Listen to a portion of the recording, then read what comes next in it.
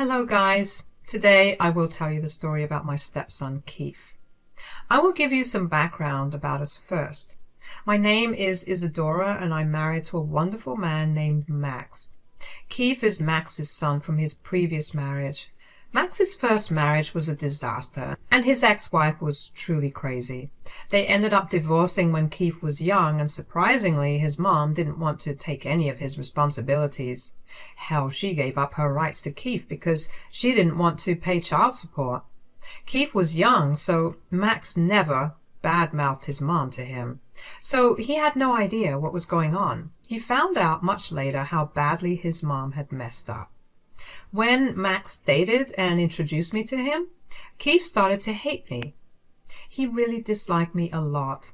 I tried hard to develop a good relationship with him, but he was cold towards me. Mind you, he was 12 when I met him. He told Max that he didn't want him to pay attention to anyone other than him. Yep, this boy was exactly like his controlling and abusive mother. Max had tried his best to make us get along, but nothing worked. Hell, we didn't even get married until Keith was completely on board with it. So we got married and I started to take a lot of Keith's financial responsibilities. I never expected him to see or call me mom, but I was ready to take care of him completely. He was a child after all, so me and Max split all of Keith's bills. I even got him a car when he turned 18 and paid for half of his college tuition. Since he never held a job, we also paid his rent and bills because he wanted to live separately. Only his car stayed in our garage because his new apartment had no space. Things were surprisingly cordial between us after Keith moved out. He kept contact with his birth mom, who bad-mouthed me, but the distance between us made things bearable. Guys, I was genuinely starting to believe that all was well. That was until Keith came home with a ridiculous request. He said, "My friends are planning a trip to Vegas next month. I'm going with them as well. You need to give me the money to pay for everything. I'll need around $8,000. Are you kidding me right now? You want me to pay you $8,000 so that you can go gamble and do underage drinking with friends? Do you think I'm crazy?" "Relax, Dad. It's not a big deal at all. A lot of people my age are going to Vegas. It's not a problem at all. Everything will be fine." "Keith, you are asking for a lot of money. We are already paying a lot for you. I don't think this is a reasonable request you are making." "Oh, please, you shouldn't be talking at all. You are sitting at home and doing nothing. You don't get to talk about money. I know Dad bought you a diamond necklace last month. He can definitely give me money if he can pay for your ridiculous demands." I was pretty hurt by what Keith said. Yes, I was sitting at home for a while because I lost my job recently. I was already looking for a new job and simply needed some time. As for the diamond necklace, it was Max's anniversary gift for me. He got me a $10,000 diamond necklace from Blue Nile. I didn't ask for it. He gave it to me because he wanted to. Keith didn't like that one bit, as usual. Still, I didn't know how he thought he would give in to his ridiculous request. I was seriously very upset while Max was pissed. He said, "You will not talk to my wife like that, Keith. She never asked for anything. I gave it to her out of my own wish. You don't get to say how I spend my money." "But Dad, if she gets to have such an expensive necklace, why can't I get money for my trip?" "You are delusional if you think I would give you that much money just to have fun and do illegal activities." "But Dad, you're not being fair. I've already heard enough, Keith. If you want to go, you will have to find a way yourself. You are an adult, so I can't stop you. But I sure as hell won't be paying for it." Keith looked upset, but couldn't say anything to his father. Max was already pretty mad, so he didn't poke his dad anymore. He did, however, give me a very nasty look before leaving the house. Honestly, I was freaking pissed at him too, and that night I kept thinking about what he said and how he had insulted me. I was feeling slighted and disrespected. Also, I had a bad feeling that Keith was going to do something stupid. God, I was right about that. A week later, I found out that my diamond necklace was missing. I usually kept it locked in the safe, but it was in my closet because I had a family event the previous day. Coincidentally, Keith stayed over at our place that night as well. He had left that morning in the afternoon when I went to put away my necklace. I saw that it was missing along with the case. I panicked, but had a sinking feeling that it was Keith. Still, I called Max to make sure he didn't displace it. He was clueless as well, but told me to check the security cameras in the hallway. When I did check the camera footage, my doubts were confirmed. Keith had gone to my room when I was in the shower and had taken my necklace. I was freaking pissed when I saw it. I immediately called Keith and started to record the conversation.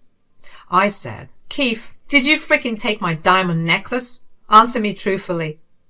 "Oh boy, you figured it out fast, I'll give you that, Isadora. Yes, it was me who took it. Congratulations on figuring it out." "Do you think this is funny? You need to give my necklace back, Keith. Bring it back right now before I call your dad and tell him everything." "You are never getting your necklace back, Isadora. I've already sold it and used the money to fund my Vegas trip." Guys, I really had a hard time wrapping my head around what he had said. Keith had not only stolen my necklace but also sold it to fund his trip. Now, I know why he wanted to go to Vegas so desperately. He was already so greedy for money that he had stolen things from his family. I was shocked and didn't know what to say. The only thing I managed to say was, "What? Keith, why would you do that?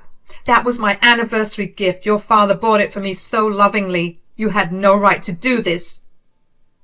"No, you have no right to have a diamond necklace, Isadora. You can't have expensive things when you're unemployed. You are just wasting my father's money on stupid things. I can't let you do that to my dad." "So you stole from me? Sold my necklace? Just because I'm unemployed doesn't give you the right to steal from me. What kind of dumb logic is that? You need to go and get my necklace back." "Nope, that is not happening. You are already enjoying plenty of nice things on my dad's money. If you need the necklace so badly, you should get a job and buy one for yourself." "Listen to me, Keith. I'm done having this argument with you. Go back to whatever pawn shop you sold my necklace and bring it back. You have the money from the sale, so just give and get it back. Do that and we can put this behind us." "Go to hell, Isadora. I'm not scared of you and your threats. I don't take threats from someone who doesn't even pay for her own things. I already spent the money anyway, so there's nothing you can do. Maybe next time you'll think twice before mooching off my dad and making him buy you expensive things." Keith said those words and promptly hung up on me. I was literally staring at my phone for a while, trying to make sense of what had just happened. Never in my entire life had I expected Keith to behave this way. Yes, I was unemployed at the time, but before that, I was working my butt off. I was paying for my own things and contributing to both his college tuition and regular expenses. I knew he and I didn't have a great relationship, but I still considered him my responsibility to some extent. I had no idea he would go to such great lengths. All this for a freaking friend's trip that he could definitely do without. I am not ashamed to say this, but I did break down crying for a bit. No matter what, I did see Keith grow up for the last 10 years. Even though he disliked me, I just couldn't bring myself to dislike a child. I understood that he was a child and shouldn't be forced to be nice, but now that he has turned into an adult, I know that his behavior is completely unacceptable. Years of me trying to make sure he has a good life, and this was how he repaid me. It wasn't even about the necklace anymore. It was about the fact that he had blatantly disrespected me and took something precious from me. When the tears had dried up, I was beyond pissed. Keith had shown no remorse and acted smug when I warned him about the consequences. He thought that I would sit around and do nothing while he enjoyed the money he got from pawning off my necklace. Well, he was dead wrong. I'm not an enabler, and I will definitely not forgive a full-grown adult who knows what he's doing. So I decided to talk to my husband and tell him what happened. I showed him the security footage and the call recording for good measure. Well, he was appalled. He said, "This is freaking ridiculous. I can't believe Keith would do something like this. What the hell is even wrong with him?" I think we're partly responsible for this, and so is his mother. His mother has been feeding him a lot of bullshit about me and you.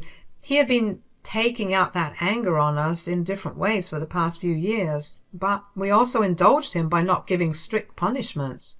Maybe you're right about that. You really did do a lot for Keith, but he seems to have no respect for that. Hell, he seems to lack the basic decency to accept his mistake. This is just unforgivable.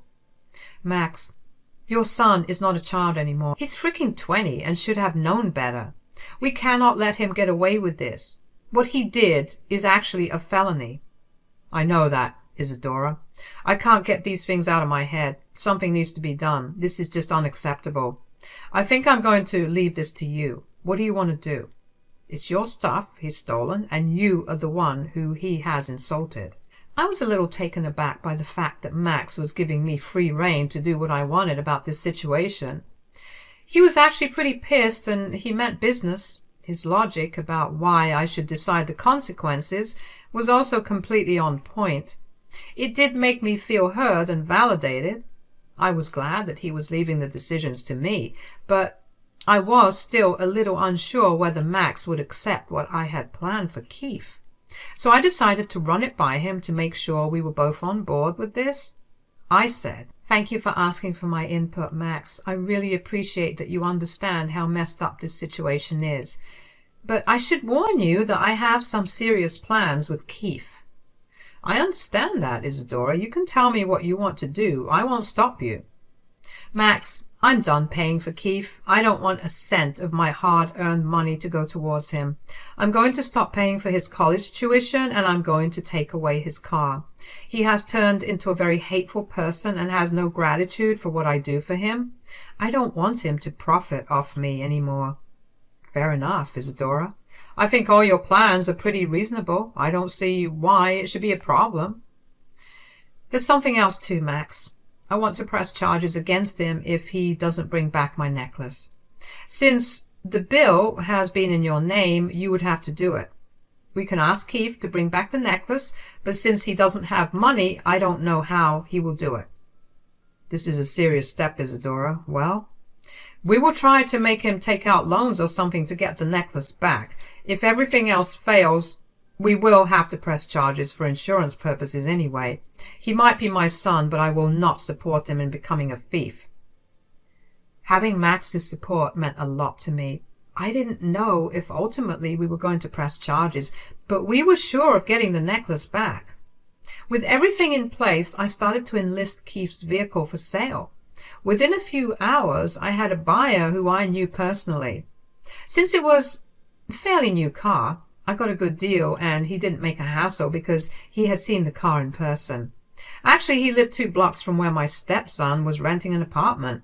It was just my plain luck that he was willing to pay cash because he was in desperate need of a vehicle as his daughter's birthday gift. So I got the paperwork arranged so that he could pick it up soon.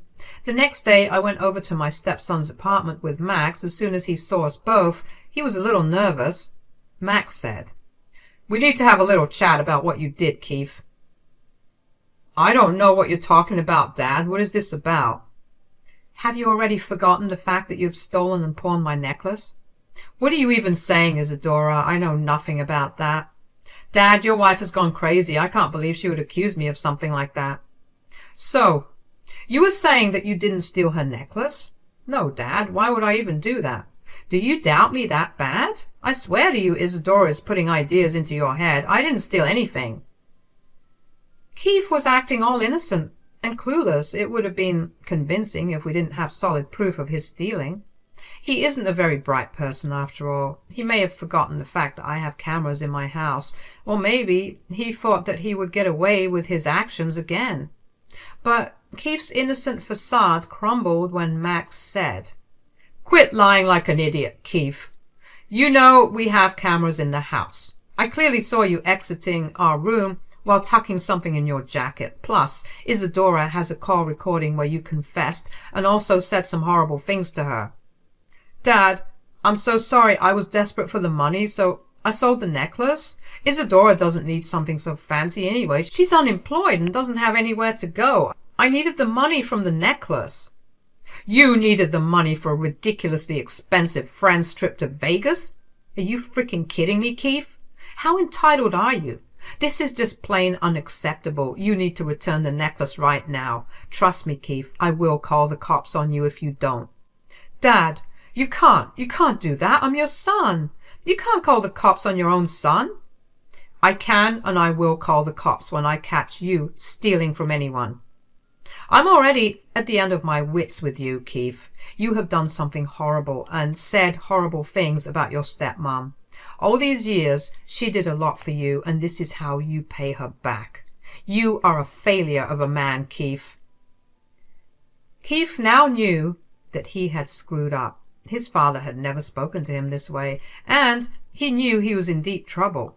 Keith also knew that calling his mother to help wouldn't work as well. His mom would run once she heard that money was involved, so Keith was now completely at our mercy. But he was still unyielding.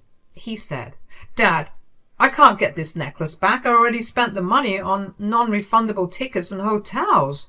I have very little money left. It won't be enough." "Well, in that case, you better cough up the money before we press charges." "Dad, will you seriously take this mooching woman's side over your own son? Why does she get to have a necklace while you can't even pay for my trip? That woman doesn't deserve anything. She's an unemployed parasite." "Did you forget the fact that I have been paying a good amount of money towards your upbringing as well?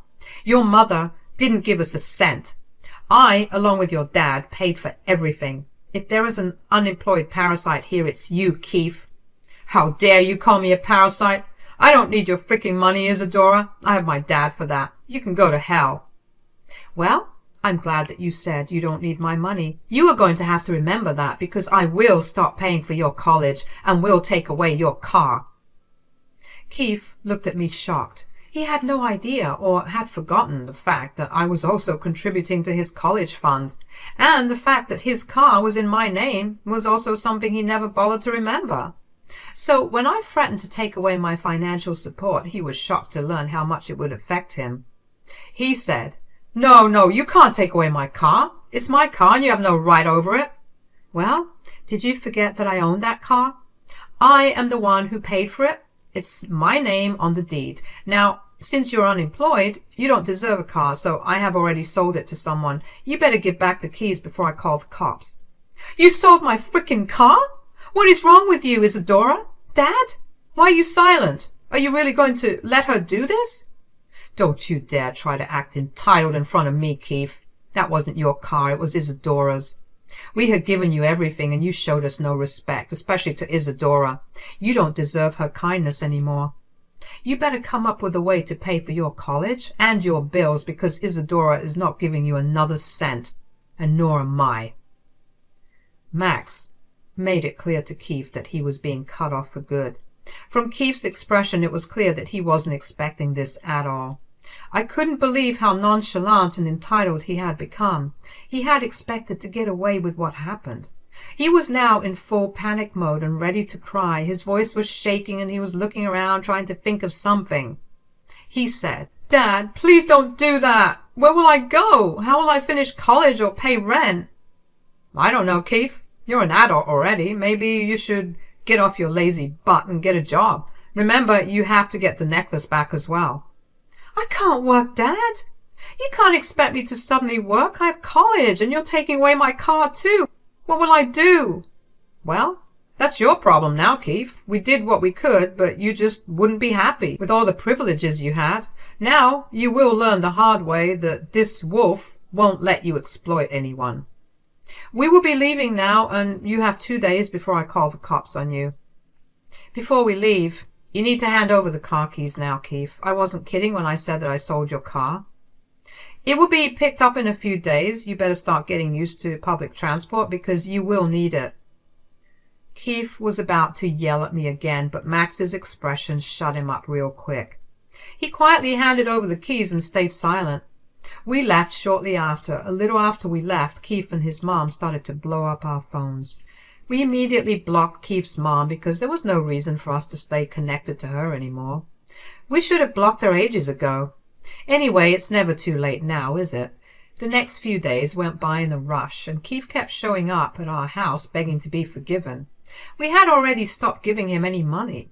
Plus, his dad kept reminding him about the police report.